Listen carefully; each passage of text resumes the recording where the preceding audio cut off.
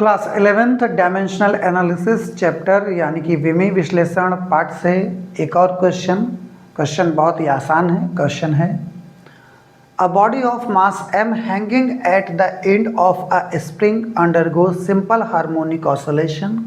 The force constant of the spring is k and the period of oscillation of the body is t। हम लोगों को इसके बीच में एक रिलेशन एस्टेब्लिश करना है। m द्रव्यमान का एक पिंड एक स्प्रिंग के सिरे पर लटका हुआ है, आवर्त दोलन कर रहा है। स्प्रिंग का बल नियतांक k है तो पिंड का दोलन काल t है। विमीय विधि से सूत्र को स्थापित कीजिए। देखें, time period t is directly proportional to किस पर डिपेंड कर रहा है।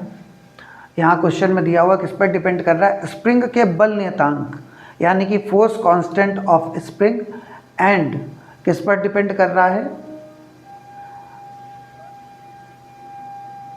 मास m पर। क्या है, मास m पर। ठीक है, चलिए यहाँ पर क्वेश्चन में गिवन है m मास है, इस पर क्या कर रहा है, डिपेंड कर रहा है। तो time period t is proportional to force constant k and mass m। ये क्या हो गया, मास m।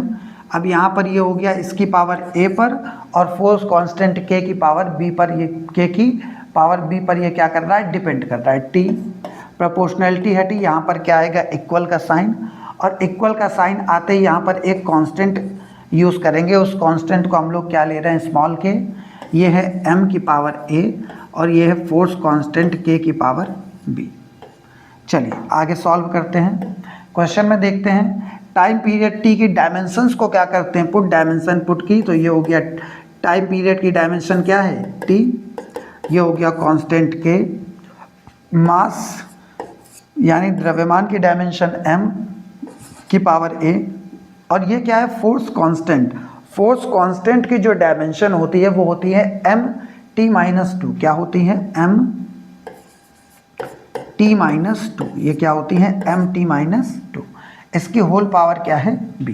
फिर हमने इसको आगे सॉल्व किया, इज इक्वल k m, ये हो गई a और यहाँ पर क्या हो गई, पावर b, m की पावर a प्लस b, और यहाँ पर क्या हो गया, t to the power -2b। t की पावर क्या हो गई, -2b।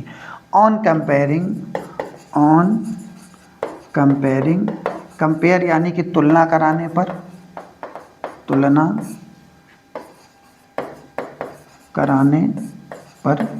तुलना कराने पर हमको क्या मिला, t की पावर की कंपैरिजन कराई तो ये हमको क्या मिला,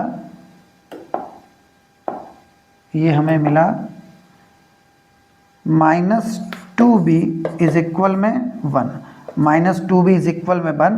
तो ये हम लोगों को क्या मिला, b इज इक्वल -1/2। ये क्या मिल गया, b इज इक्वल -1/2। फिर हमने आगे भी कंपैरिजन चालू रखा। कंपेयर कराने पर हमको क्या मिला, m की पावर a प्लस b। ये क्या है, a प्लस b, और लेफ्ट हैंड साइड में m है नहीं तो उसकी पावर क्या ले ली हम लोगों ने, 0। यहाँ पर a इज इक्वल क्या हो गया, -b।